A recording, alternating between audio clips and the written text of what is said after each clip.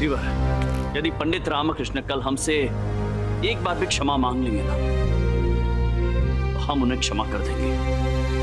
हमें नहीं लगता कि ऐसा कुछ होगा महाराज, क्योंकि ये सब कुछ उन्होंने स्वयं किया है।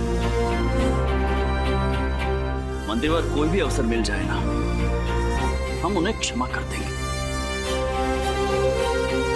और आपका कथन भी उचित था। स्वयं को बचाने के लिए पंडित रामकृष्ण ने भी कुछ न कुछ तो सोच के रखा होगा। सत्य वचन महाराज। सोचा तो होगा उन्होंने, परंतु यदि नहीं सोचा होगा तो?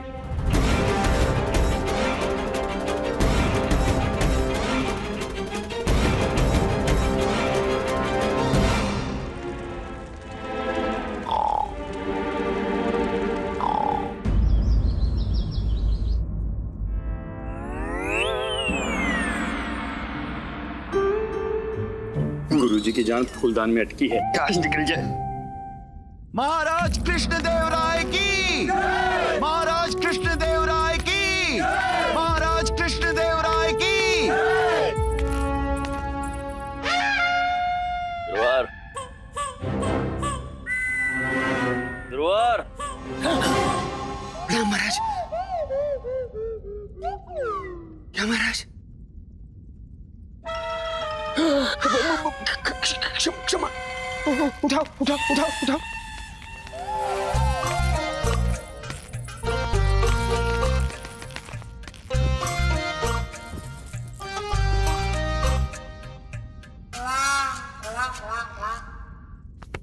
गुरुवार जी। गुरुवार, आप हमारी ओर पीठ करके खड़े हैं। संभवतः आप राज दरबार की मर्यादा को भूल रहे हैं। महाराज, आप हमें क्षमा करें। अब मर्यादा बनाए रखने हेतु हम मृत्यु को प्राप्त नहीं हो सकते। इस समय हमारा 100% ध्यान जो है वो आपके पूर्वजों की धरोहर पर है, अर्थात इन फूलदानों पर है। महामंत्री जी, महाराज, आज की कार्रवाई आरंभ की जाए। जो आज्ञा महाराज। महाराज, मछलीपट्टनम के हमारे जो मछलीपट्टनम वाले नहीं महामंत्री जी, आज की कार्रवाई आरंभ की जाए। महाराज, वो मछलीपट्टनम के जो व्यापार। महामंत्री जी, महत्वपूर्ण कार्य आरंभ किया जाए आज का। कौन सा महत्वपूर्ण कार्य महाराज? जिसके विषय में कल हमने चर्चा की थी, उन्हें मुक्त करने की, क्षमा करने की। किसकी क्षमा की बात कर रहे हैं महाराज? किसी को नहीं। आपने अभी कहा महाराज, हमने स्वयं अपने कानों से सुना। गुरुवार, आप इन फूलदानों पर दृष्टि रखिए, उन्हें कहीं कुछ हो ना जाए। हाँ, हाँ, हाँ, हाँ, हाँ। हम समझ गए महाराज। अद्भुत।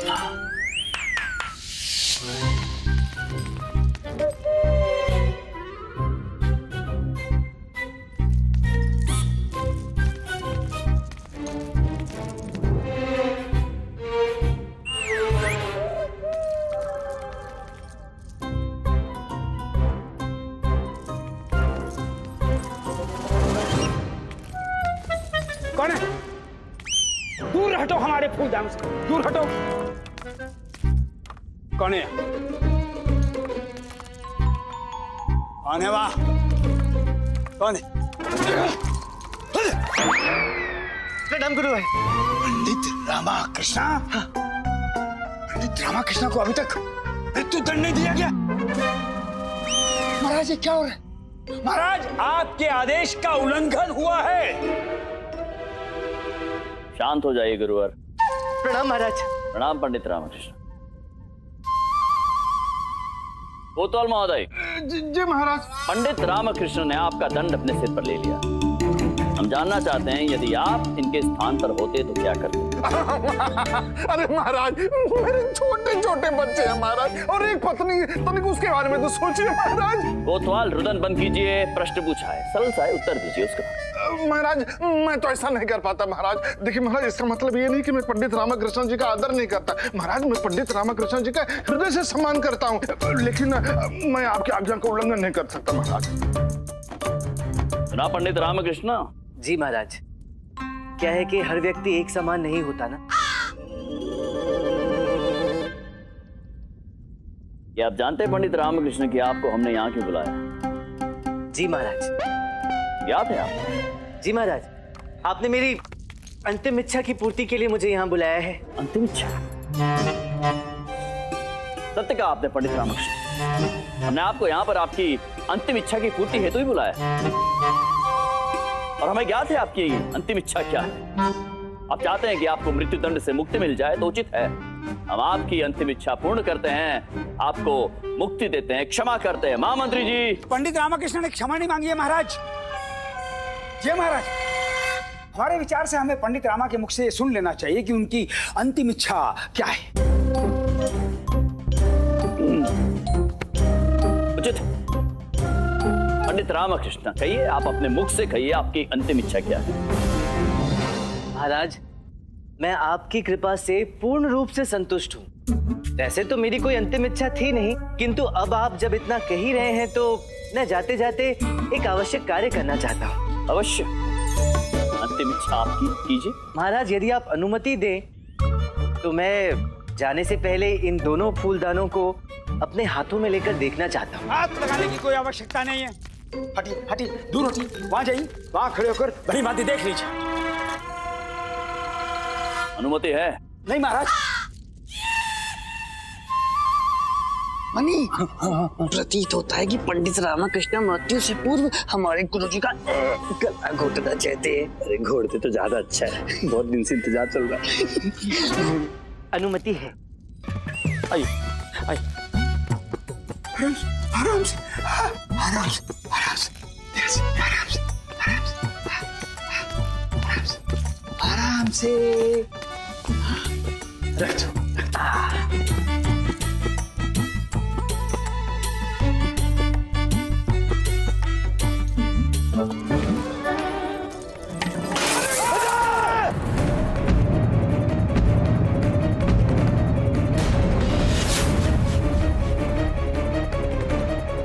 क्या पंडित रामकृष्ण, ये आपने क्या कर दिया? तोड़ दिया महाराज, तोड़ दिया। हे भगवान पंडित रामकृष्ण, ये क्या घोर अनर्थ कर दिया आपने, क्या घोर अनर्थ कर दिया आपने। इन फूलदानों को संभालते संभालते हमारी दुर्दशा हुई, आपने तोड़ दिया। महाराज के पूर्वजों की धरोहर को तोड़ दिया, विजयनगर के सम्मान को तोड़ दिया। महाराज, हमारे विचार में पंडित रामकृष्ण को एक बार नहीं 3 बार मृत्यु दंड मिलना चाहिए। गुरुवर, अरे गुरुवर, शांत हो जाइए गुरुवर, शांत शांत शांत शांत, ठीक है? हाँ, तो अच्छा लग रहा है। अच्छा लग रहा है। हाँ गुरुवर, ऐसा करना अत्यंत आवश्यक था। आपने देखा ना, इन फूलदानों के कारणवश कोतवाल जी फंसे, फिर मैं फंसा, और आप तो पूर्व से ही फंसे हुए हैं, है कि नहीं? हाँ। अरे राजगुरु से पहरेदार बन गए आप। वो तो है। नहीं गुरुवर, ये फूलदान ऐसी समस्या बन गए जिन्होंने आपका जीवन दूभर कर दिया। कोतवाल महाशय, जिनका दायित्व नगर की रक्षा का होता है, उन्हें इन तुच्छ फूलदानों की रक्षा का दायित्व दे दिया गया।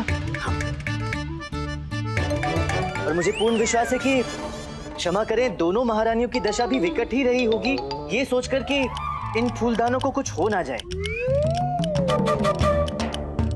इन फूलदानों को तोड़कर मैंने आपके जीवन की रक्षा ही की है। जरा सोचिए, यदि किसी और की त्रुटि से इन फूलदानों को कुछ हो गया होता तो। ये तो आपने बहुत अच्छा किया पंडित रामकृष्ण। नहीं ना, हमारे कहने का तात्पर्य ये है कि गुरुवर, मुझे तो मृत्युदंड मिल ही चुका है। अब मैं एक फूलदान तोड़ूं या 3, मेरा अब इससे अधिक बुरा और क्या हो सकता है। हाँ, बाकी के शेष दोनों फूलदान तोड़कर मैंने कदापि 2 जीवन की रक्षा ही की है। ये तो है।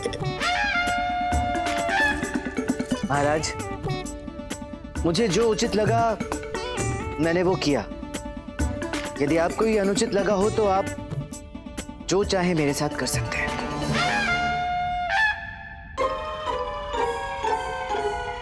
अनुचित तो हुआ है पंडित रामकृष्ण। अनुचित ये हुआ है कि इन फूलदानों के कारण एक व्यक्ति को मृत्युदंड मिल गया। हम विवश हो गए अपने ही विशेष सलाहकार को मृत्युदंड देने हेतु। 2 दिवसों से इन 2 फूलदानों के कारण हमारी दोनों महारानियां अत्यंत व्याकुल हो गई। तनावपूर्वक हो गया इनका जीवन।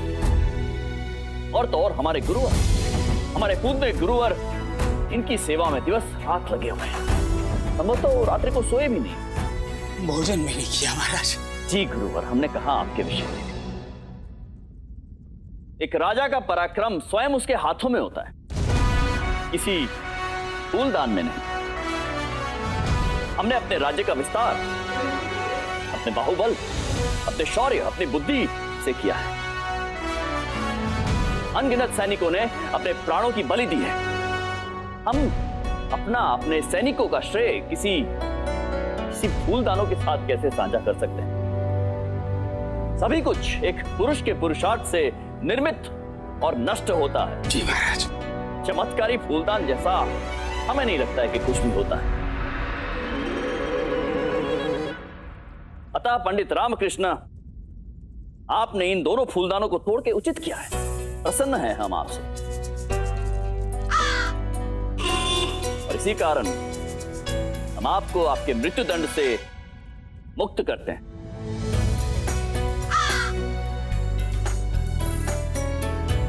महामंत्री जी। महाराज। पंडित रामकृष्ण को मुक्त कर दिया जाए। जो आज्ञा महाराज। सिपाहियों।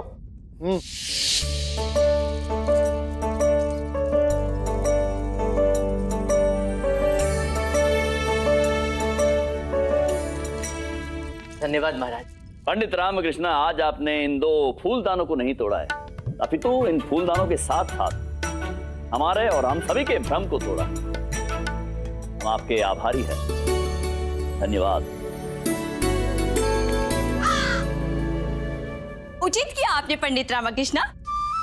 हाँ पंडित रामकृष्ण, हम भी सहमत हैं।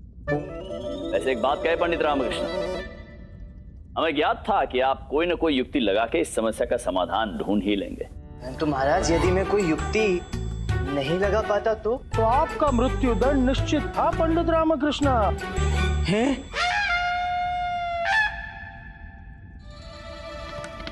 हाँ, क्यों महाराज?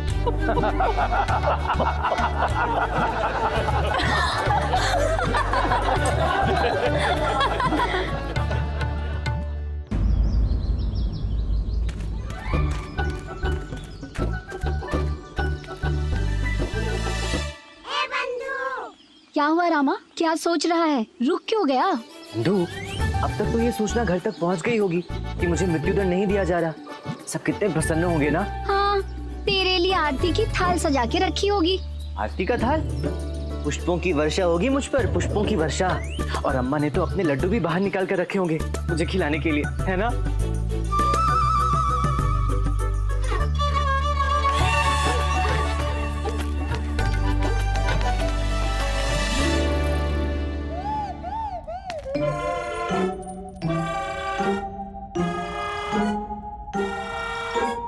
आरती की थाल तो नहीं है।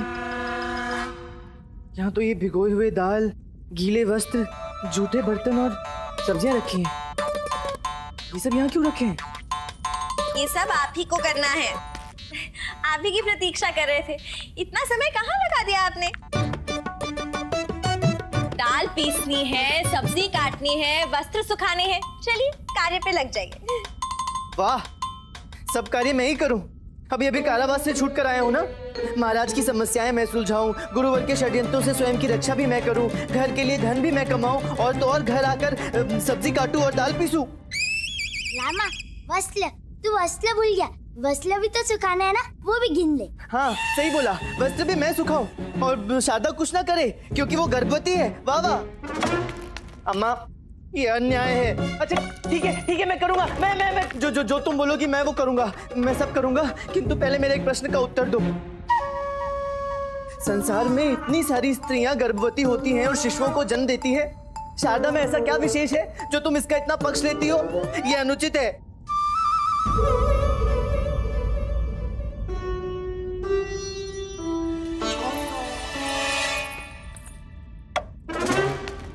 तू सत्य कह रहा है पुत्र। मैं अज्ञानी महिला, तू तो ज्ञानी पंडित है। मैं तो समझ ही नहीं पाई। तू मेरा पुत्र है, मुझे तेरा पक्ष लेना चाहिए। हाँ। और मैं इसका पक्ष ले रही हूँ। कौन है ये? अपना घर परिवार त्याग कर तेरा संसार बसाने आई है तो क्या उपकार कर रहे हैं? अपने प्राण को संकट में डालकर तेरे वंश को आगे बढ़ा रहे हैं तो क्या उपकार कर रहे हैं? तू सत्य कह रहा है मेरे ज्ञानी पुत्र, शारदा कुछ विशेष नहीं कर रही है। परंतु क्या कर, मैं भी एक स्त्री हूं। मैंने तुझे जन्म दिया है। मैं जानती हूं गर्भवती होना, एक शिशु को जन्म देना क्या होता है।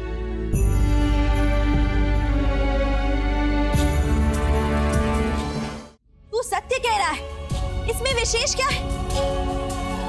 शिशु को जन्म देने का कष्ट मृत्यु समान होता है, परंतु इसमें विशेष क्या है? मृत्यु तो सत्य है, शाश्वत है, किसी को भी आ सकती है। ये शारदा को भी आ गई तो इसमें विशेष क्या है?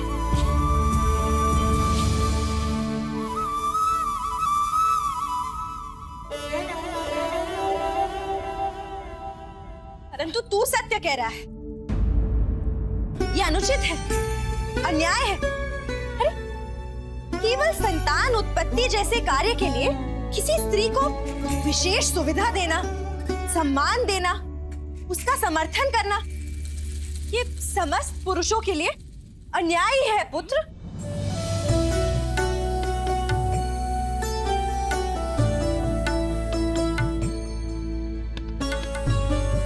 अम्मा, सोच, शारदा अपने अंदर एक जीव को संभाल रही है।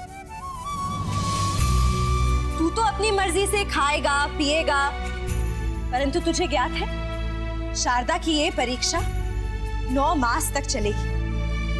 उसे कितना कष्ट होगा।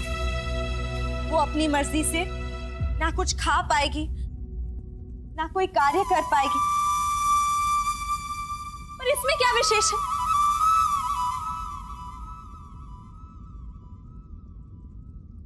क्षमा कर दो अम्मा, क्रोध में इतना सब बोल दिया।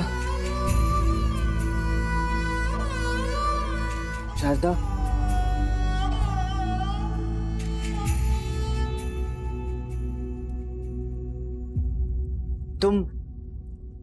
तुम पूजनीय हो। हाँ, हमें ज्ञात है, हमें अम्मा ने बताया हम पूजनीय। हाँ तो बोलो, जो भी कार्य करना है सब निसंकोच होकर बोलो, मैं सब कर दूंगा। अच्छा, एक क्षण रुकिए। क्यों, कोई सूची बनाई है क्या?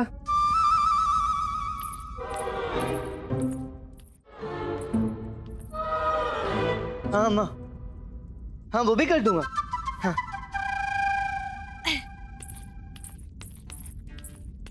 उठा लो। क्या? पंजीरी उठा लो, इसे खाने से शक्ति आती है। तुम इसे खाओ, तुम्हें शक्ति की अधिक आवश्यकता है। नहीं, पहले आ। नहीं पहले तुम। नहीं, पहले आ। नहीं पहले तुम। पहले आ। पहले तुम। पहले आ। मुंह दे दो। हाँ, इसको दे देते हैं। हाँ, ये ले। रुक, मैं थोड़ा सा चख लेता हूँ पहले। हाँ,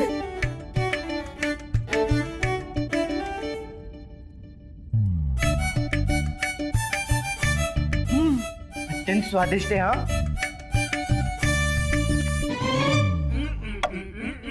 मंजीरी खा ली? हाँ माँ। शक्ति आ गई होगी। हाँ माँ, आ गई। चल, अब वस्त्र सुखा दे। हाँ। फिर झाड़ू कर दे। हाँ। फिर पोछा लगा दे। हाँ। फिर पात्र धो देना। हाँ?